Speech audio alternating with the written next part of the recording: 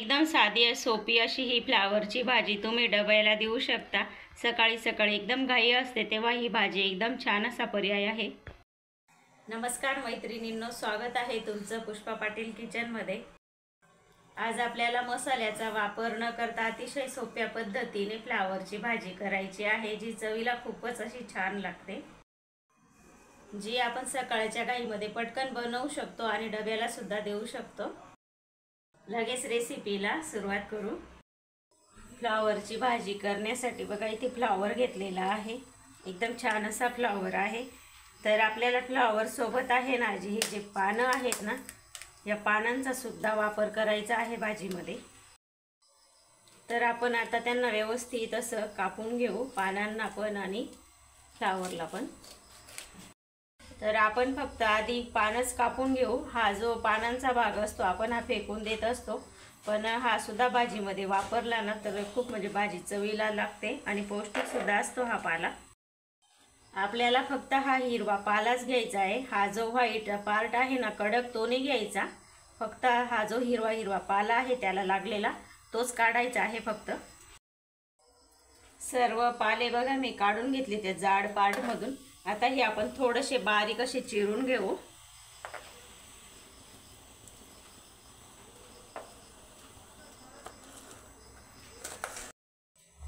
व्यवस्थित असे पकडून घ्यायचे आणि बारीक चिरून घ्यायचे यांना।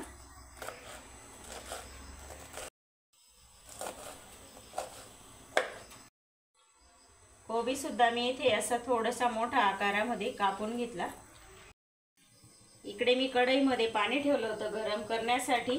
आता या गरम पाण्यामध्ये आपल्याला हा फ्लावर घालून घ्यायचा आहे। व्यवस्थित धुवून घ्यायचा आधी।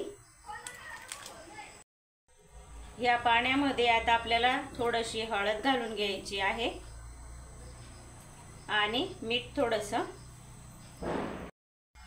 व्यवस्थित थोडंसं मिक्स करू। 3-4 मिनिटं हा फ्लावर आता आपण उकळवून घेऊ पाण्यामधून। फ्लावर उकळून 3-4 मिनिटं झालेली आहेत। आता आपण हा पाण्यातून काढून घेऊ आणि थोडासा तो मऊ सुद्धा झालेला आहे, शिजलेला आहे थोडासा। आता मी त्याच कढईमध्ये फोडणी करून घेणार आहे भाजीला, ज्याच्यामध्ये आपण फ्लावर उकडली होती ती। तेल टाकून घेतलेलं आहे आणि छान असं गरम झालेलं आहे। आता त्याच्यामध्ये मोहरी टाकून घेऊ थोडीशी। मोहरी छान फुलली, आता जिरं घालू।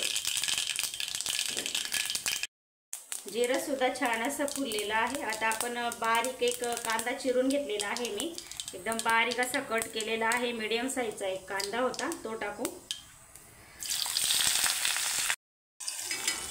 आता थोडासा हा कांदा परतवून घेऊ। कांदा फक्त अर्धा मिनिट परतवला, जास्त मऊ करायचा नाहीये। आता त्याच्यामध्ये हिरव्या मिरच्या मी अशा बारीक उभ्या कापून घेतलेल्या आहेत त्या टाकून घ्यायच्या। हिरवी मिरची ऐवजी तुम्ही सुकी किंवा ओली लाल मिरची घालू शकता। कांदा आणि मिरची हलकसं परतवून घेतलं। आता मी इथे ना 5-6 लसूण पाकळ्या, अर्धा इंच आलं असं ठेचून घेतलेला आहे जाडसर, ते टाकू। आणि हा कोबीचा पाला स्वच्छ असा धुवून घेतलेला आहे तो टाकून घ्यायचा आहे। थोडंसं आता परतवून घेऊ। थोडीशी आता त्याच्यामध्ये हळद घालू। थोडीशीच घालायची आहे फक्त या मसाल्यापुरती, कारण आपण कोबी उकडताना हळद घातलेली होती।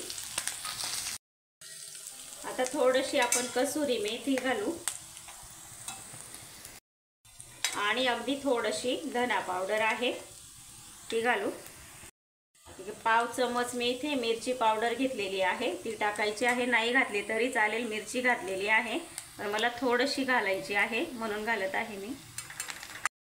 व्यवस्थित असं हे मिक्स करून घेऊ।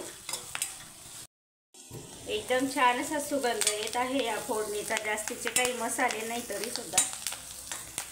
आता आपण थोडंसं मीठ घालून घेऊ या फोडणीपुरतंच, कारण आपण फ्लावरमध्ये मीठ घातलेलं आहे शिजवताना। थोडंसं मिक्स करू आणि आता याच्यामध्ये हा आपण उकळलेला फ्लावर आहे तो घालून घेऊ।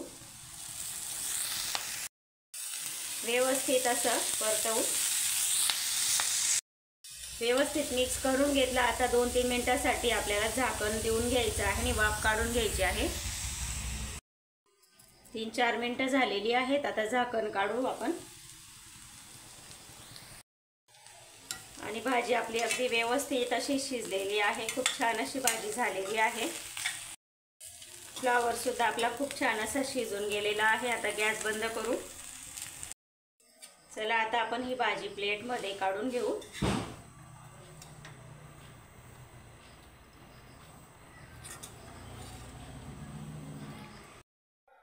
तुम्हाला ही भाजी आवडली असेल तर लाईक, शेअर, सबस्क्राईब करायला विसरू नका। धन्यवाद।